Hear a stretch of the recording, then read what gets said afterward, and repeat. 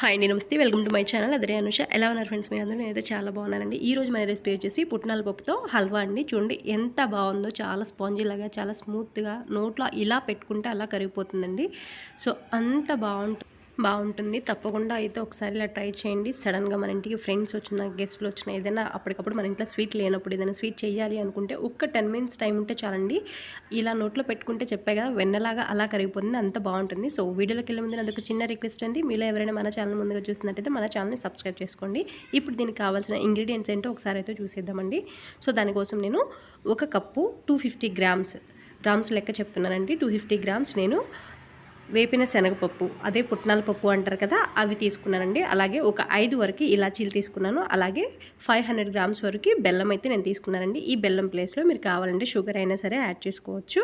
ఓకేనా? ఇప్పుడైతే remaining procedure చూసేద్దాము. ఇప్పుడు ఏం చేయాలి అంటే, ఒక మిక్సీ జార్ తీసుకొని అందులోకి ఈ పుట్నాల పప్పు మొత్తం వేసేసి మెత్తగా మనం గ్రైండ్ చేసుకోవాలి. పౌడర్ లాగా చక్కగా వేసేసుకోవాలి. మీ దగ్గర ఇలాచీ పౌడర్ ఉంటే ఓకే, నేను ఇలాచీలు లేదు కాబట్టి ఇందులోనే వేసుకుని దీంతో సహా మెత్తగా పౌడర్ లాగా అయితే పట్టుకుందామండి. ఇప్పుడు మూత పెట్టేసి పౌడర్ లాగా పట్టి ఓ పక్కన అయితే పెట్టేద్దామండి. సో ఇప్పుడైతే ఇది ఒక పక్కన పెడుతున్నాను. ఇంతలోపు ఒక చిన్న పని చేద్దామండి. ఇప్పుడు స్టవ్ ఆన్ చేసి ఒక గిన్నె పెట్టుకుని అందులోకి మనం తీసుకున్న బెల్లం ఏదైతే ఉందో అది మొత్తంగా యాడ్ చేసి ఇందులోకి ఒక కప్పు వాటర్ పోసేసి 2వ కప్పులో కొంచెం తగ్గించి వాటర్ అనేది యాడ్ చేసుకుందామండి. ఈ బెల్లం అనేది మనకి కరిగితే సరిపోతుంది, మరి పాకం అయితే ఏం రావసరం లేదు. చూసారా, 2వ కప్కి కొంచెం తగ్గించి అయితే వాటర్ పోస్తున్నాను. సో ఈ బెల్లం మొత్తం మంచిగా మనం కరిగించుకుందాము. సో ఇప్పుడు స్టవ్ ఆన్ చేసి అందులోకి ఒక టేబుల్ స్పూన్ నెయ్యి కానీ డాల్డా కానీ వేసుకోండి. మీ దగ్గర ఏదైనా పర్లేదు. సో నేనైతే ఒక టేబుల్ స్పూన్ డాల్డానే వేసాను. సో ఇది కొంచెం కరిగిన తర్వాత ఇందులోకి కొంచెం ఆయిల్ అనేది యాడ్ చేసుకుందామండి. సో పూర్తిగా మీరు నెయ్యి వేసుకున్నా పర్లేదండి. సో నేనైతే ఇందులోకి కొంచెంగా ఆయిల్ అయితే యాడ్ చేసుకున్నానండి. నేను కంగారులో కొంచెం ఆయిల్ అయితే నాకు ఎక్కువ పడిపోయింది, కొంచెం తగ్గించి వేసుకోండి. సో ఇప్పుడు మనం ప్రిపేర్ చేసి పెట్టుకున్నాం కదా పౌడర్ అనేది, పుట్నాల పప్పు పౌడర్ ఉంది కదా, సో అది ఇందులోకి కొంచెం యాడ్ చేసుకుంటూ మొత్తం అంతా ఉండలు లేకుండా చక్కగా కలిపేసుకోవాలండి. సో చూస్తున్నారు కదా, ఈ విధంగా మొత్తం అంతా ఉండలు అనేది ఏమీ లేకుండా మంచిగా కలిపేసుకోండి. సో ఇప్పుడు ఒకసారి మనం పాకం ఎలాగుందో ఒకసారి అయితే చూసేద్దామండి. సో ఇది పూర్తిగా కలిపేసేయండి. ఈ విధంగా చేంజ్ అవుతుందండి. సో మన బెల్లం కూడా పూర్తిగా కరిగిపోయిందండి.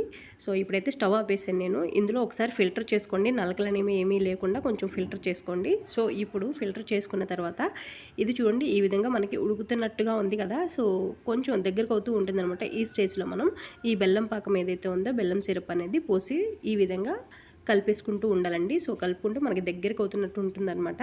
సో మొత్తంగా పోసుకోకుండా కొన్ని వాటరే పోసానండి, ఇంకా కొన్ని వాటర్ ఉన్నాయి. మొత్తం కలిపేసుకున్న తర్వాత మిగతాయి కూడా కొన్ని పోస్తానండి. చూడండి, ఈ విధంగా కలుపుకున్న తర్వాత రిమైనింగ్ వాటర్ కూడా పోసేసి మంచిగా కలిపేసుకోవాలి, ఉండలు అనేది ఏమీ లేకుండా. ఓకేనా? సో ఇప్పుడు చూడండి, మొత్తం పోస్తాను కదా, ఇప్పుడు కలిపి చూపిస్తాను, ఒకసారి చూడండి. చూసారే, ఈ విధంగా మనం మొత్తం అంతా కలిపేసుకుంటే ఈ విధంగా దగ్గరికి అయిపోతూ ఉంటుందండి. సో మధ్యలో ఈ విధంగా తిప్పుతూ ఉండండి, అడుగంటుతుంది. లేకుంటే ఒక 2 నిమిషాలు ఆగిన తర్వాత ఎలా ఉందో చూద్దాము.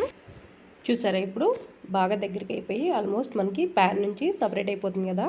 ఈ విధంగా సపరేట్ అయిపోయేటప్పుడు ఇందులోకి 1 టీ స్పూన్ నెయ్యి అనేది యాడ్ చేసుకోండి. సో నేనైతే ఇప్పుడు నెయ్యి యాడ్ చేస్తున్నాను. సో నెయ్యి కూడా మొత్తం అంతా కలిసేలాగా ఒక 1 మినిట్ అయితే ఉంచేసి తర్వాత దింపేద్దాము. సో ఈ విధంగా మొత్తం అంతా కలిపేసుకోండి. 1 మినిట్ తర్వాత చూద్దాం. చూడండి, ఈ విధంగా ఇంకా చక్కగా మనకి మంచిగా సపరేట్ అవుతుంది కదా. సో ఈ స్టేజ్లో స్టవ్ అనేది ఆపేస్తున్నానండి. సో ఇప్పుడు నేను స్టవ్ ఆపేసి దించి కింద పెట్టేద్దాం దీన్ని.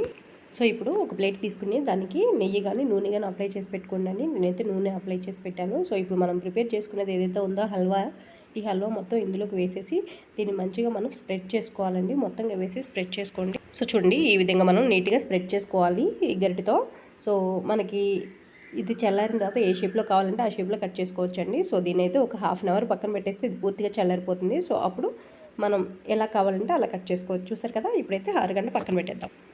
ఇప్పుడైతే ఇది పూర్తిగా చల్లారిందండి, ఒక 1/2 అవర్ అయితే టైం అయింది. సో ఇప్పుడు దీన్ని మనం చక్కగా సైడ్స్ అనేది కట్ చేసుకుని స్క్వేర్ షేప్లో కట్ చేద్దాము. సో మనకి ఎలా నచ్చితే అలా కట్ చేసుకోవచ్చండి. నేనైతే ఇక్కడ స్క్వేర్ షేప్లో కట్ చేశానండి. సో నేను దీన్ని 3 ఈక్వల్ పార్ట్స్గా ఇప్పుడు దీన్ని కట్ చేసుకుంటున్నాను. చూడండి, ఈ విధంగా కట్ చేసుకున్న తర్వాత మీకు ఎంత సైజు కావాలో చూసుకుని అంత సైజు మనం చిన్న పీసెస్గా అయితే ఇవి కూడా స్క్వేర్ షేప్లోనే కట్ చేసుకుందామండి. మీకు నచ్చిన సైజులో అయితే కట్ చేసుకోవచ్చు. సో నేనైతే ఈ విధంగా కట్ చేస్తున్నాను. సో చూడండి, ఈ విధంగా అయితే నేను కట్ చేసుకుంటున్నాను. ఇందులో నుంచి ఒక పీస్ తీసి చూద్దామండి. చూసారా చాలా పర్ఫెక్ట్గా వచ్చింది కదా. ఒక ప్లేట్లోకి అయితే ట్రాన్స్ఫర్ చేసుకుంటున్నాను. సో మొత్తం అన్నీ కూడా ఇదే విధంగా తీసుకొని ఒక ప్లేట్లోకి అయితే ట్రాన్స్ఫర్ చేసుకుందామండి. నోట్లో నిజంగా అలా పెట్టుకుంటే కరిగిపోతుందండి, లైక్ మైసూర్ పాక్ లాగా చాలా బాగుంటుంది. ఒకసారి అయితే డెఫినెట్గా ట్రై చేయండి. ట్రై చేసి మీకు ఎలా వచ్చిందో నాతో కామెంట్ సెక్షన్లో షేర్ చేయండి ఫ్రెండ్స్.